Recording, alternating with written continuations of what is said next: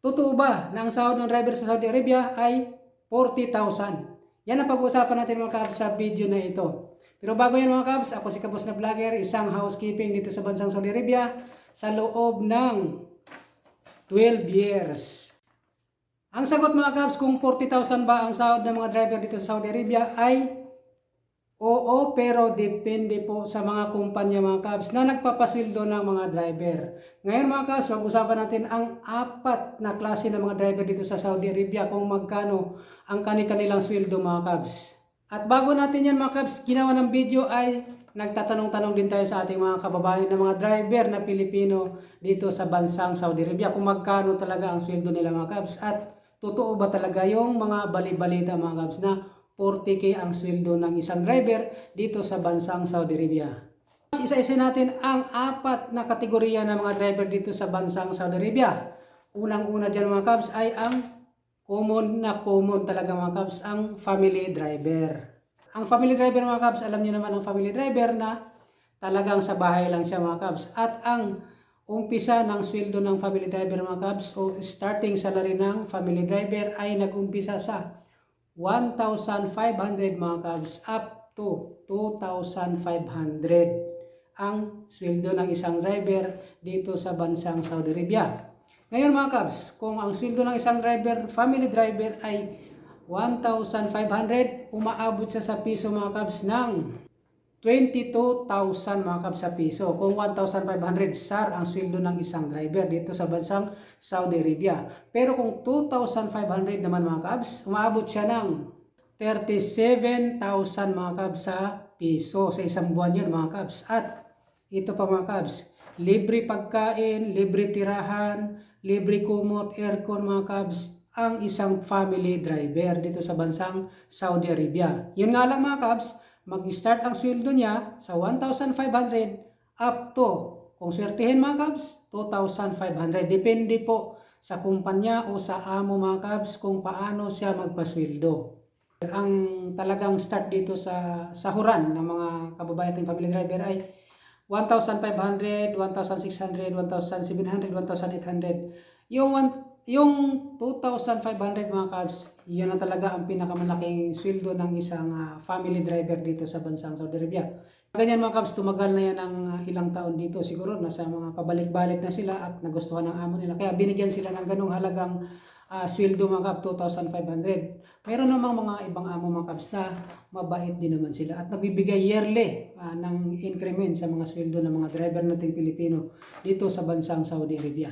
Ang family driver mga kabs ay stay-in sa loob ng o sa labas ng bahay ng amo. Kadalasan mga kabs, mga kababayan natin nakausap natin o nakikita natin kasi may mga kaibigan tayo dito na family driver, ang accommodation niya ay sa labas ng gate ng amo niya. Doon siya natutulog, nagluto mga kabs. Doon siya nagpapahinga mga kabs. At minsan mga kabs, wala siyang off pagka family driver kasi anytime mga kabs, tatawagan ka, maghatid ng mga estudyante, lalakad yung amo mo, pupunta ka, minsan gabi ang uwi, minsan lagpas-lagpas sa oras mga kabs. So ganun ang life ng family driver mga kabs dito sa bansang Saudi Arabia. Pangalawa mga kabs, dito naman tayo mga kabs sa company at office driver.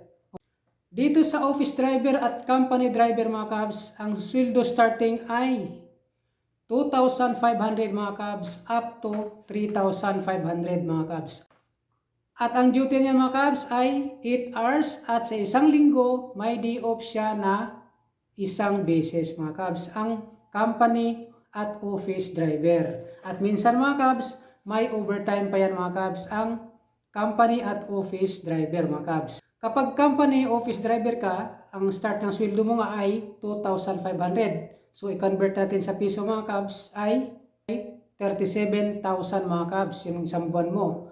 Kapag 3,500 naman mga kabs, i-convert sa piso ay magiging 52,000 mga kabs ang isang buwan mo. Kapag ikay company office driver dito sa bansang Saudi Arabia. At ang kagandahan sa company at office driver mga kabs ay 8 oras lang yung duty niya at may DO pa siya sa loob ng isang linggo, isang beses mga kabs. So makagala ka pa mga kabs.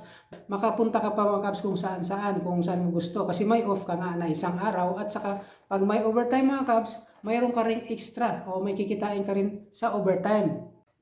Ang company at office driver mga kabs, kadalasan dito mga kabs ay libre accommodation, may food allowance na yun mga kabs, at kuryente, tubig, libre na po yan sa mga kabs, kadalasan sa mga company driver. Meron din mga company driver mga kabs na live out mga kabs, nagrenta sila ng mga bahay, nakisama sila sa ibang mga Pilipino na mga kasama natin dito mga kabs, nag-live out sila. Yun nga mga kabs, depende po sa kumpanya na napasukan nyo. Kung live out ba kayo mga kabs o free accommodation ba yung mga kabs sa company driver o office driver.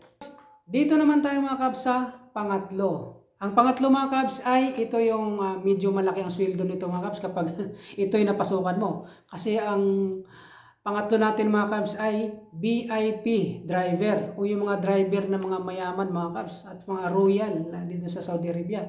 Halimbawa, ma-driver ka ng mga prinsesa, ma-driver ka ng mga prinsipe mga kabs. Ito yung medyo malaki talaga ang sweldo mga kabs. Kaya lang, kailangan dito mga kabs, marunong ka talaga mag-English. At saka yung lisensya mo mga kabs, kailangan professional talaga. Kasi titingnan din nila yon.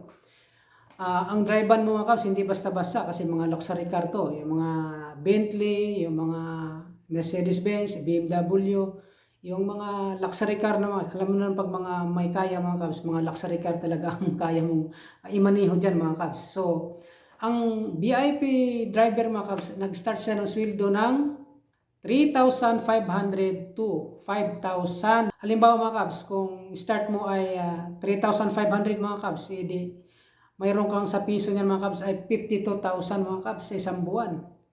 Kung 5,000 naman ang nasweldo mo sa VIP o sa Prince Driver, sa Royal Lead Driver dito mga kabs ay mayroon ka ring 75,000 mga kabs. So mayroon kang 75,000 ngayon mga kabs sa isang buwan mga kabs. So malay natin mga kabs, pagpasok mo doon ay libre pa pagkain, libre allowance, libre accommodation. Depende mga kabs kung ano talaga ang ibibigay sa inyo ng halimbawa galing kayo sa kumpanya. Kung anong mga libre ang ibibigay kapag na VIP or Prince Driver ka mga kabs. Yung maganda pasukan yun mga kabs. Kaya lang, kailangan dito mga kabs, yun matuto ka mag-English kasi mga English naman talaga siyempre mga malalaking tao dito sa bansang Saudi Arabia at kailangan professional ka rin na mag-English at marunong ka mag-English mga kabs. Ito lang yung kaibahan talaga sa ibang nabanggit natin. At ito pa mga kabs, kadalasan medyo walang diop to mga kabs kasi may mga lakad silang importante, mga meeting, mga business mga kabs, kailangan halos mag 24/7 ka dito mga kabs. Pero depende pa rin mga kabs. Pwede naman humingi ng diop kapag gusto mo talaga mag-off. Pwede ba yun walang pahinga 24/7? Hindi naman siguro. Meron naman siguro mga diop yun mga kabs. Depende na lang mga kabs sa amo mo kung kailan ka bibigyan ng off, Friday ba, Saturday ba, Sunday ba, depende na lang po yun sa kanila mga kabs. Kapag mga Ramadan dito, mga Hajj, mga holidays, mayroon kang bonus mga kabs sa amo mo kapag mga ganyan, mga VIP ang amo mo kabs, may bonus yan pag mga Hajj, mga holidays dito. Mga during Ramadan, may mga bonus ka pa yan mga kabs, swerte. So dito naman tayo sa pang-apat mga kabs, ito yung truck driver, trailer driver, at mga heavy equipment mga kabs na mga driver na mga Pilipino. So dito mga kabs, medyo malaki-laki din ang kitaan dito kapag ito ay napasukan mo mga kabs. Nag-start sa mga kabs sa 3,000 SAR, 3,000 Saudi Riyal mga kabs. O kung sa piso yan mga kabs ay 45,000 monthly mga kabs kapag 3,000 SAR ang iyong sweldo bilang truck driver, heavy equipment driver, mga trailer driver. Nag-start dyan mga kabs ang sweldo mo sa 3,000 Riyal o 45,000 sa piso mga kabs. 3,000 mga kabs ang heavy equipment at truck driver up to 6,000 Riyal mga kabs. Ang sweldo ng isang heavy equipment o truck trailer driver dito mga kabs. Kung sa piso ang 6,000 mga kabs, aabot siya ng 90,000 mga kabs sa loob ng isang buwan. Swerte mga kabs kapag ito ay mapasukan mo. Kaso mga kabs, medyo mga malayo ang biyahe mo dito. Halimbawa, galing ka Riyadh, biyahe kang Jeddah, Dammam, kung saan-saan ka bibiyahe mga kabs. Kung truck, trailer, heavy equipment driver ka mga kabs. Halimbawa, yung mga trailer, magbiyahe ka ng Riyadh to Jeddah.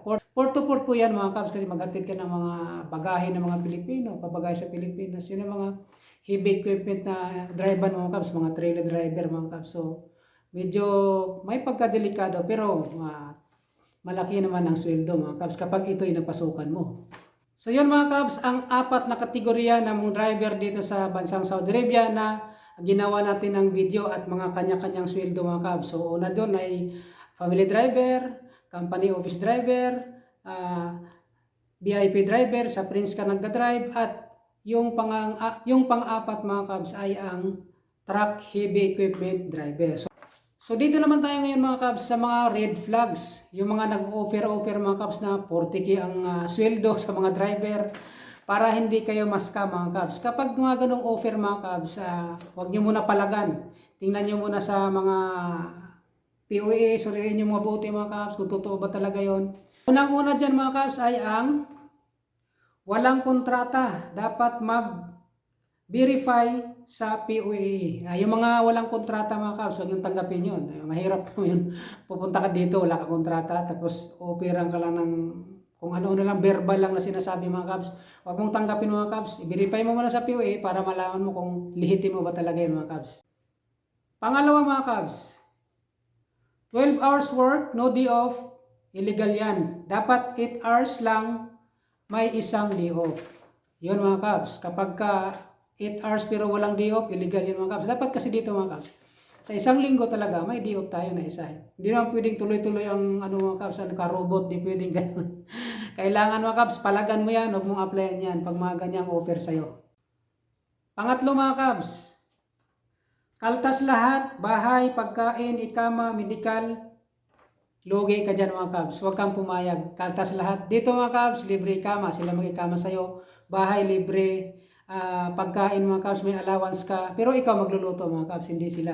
Bibigyan ka lang ng kumpanya ng allowance. Kadalasang allowance dito mga kabs, nag-umpisa sa 300 mga kabs. Kapag 200, medyo mababa na yun mga kabs. Pag below 1,500, walang benefits, huwag tanggapin yan.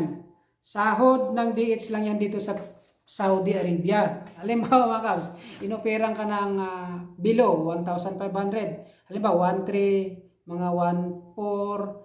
Huwag mong tanggapin yan mga kabs kasi mababa na yan mga kabs. Sahod nga dito mga kabs ng DH ay minimum 1,500, tapos bibigyan ka lang ng 1,300. Scam yan mga kabs, huwag mong tanggapin yan, huwag mong applyan yan. Kailangan mag-start ang sweldo mga kabs doon sa sinasabi ko na katapat doon sa family driver na 1,500 up to 2,500 mga kabs. Yun ang magandang applyan mga kabs. At wag yung below 1,500.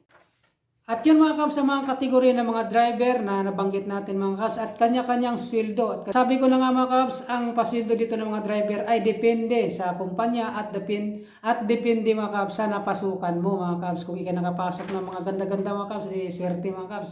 Napasok ka sa VIP, napasok ka sa magandang kumpanya, swerte mga kabs. At kung nakatulong sa yung video na ito mga kabs, huwag mong kalimutan mag-like, mag-share sa ating mga kababayan din.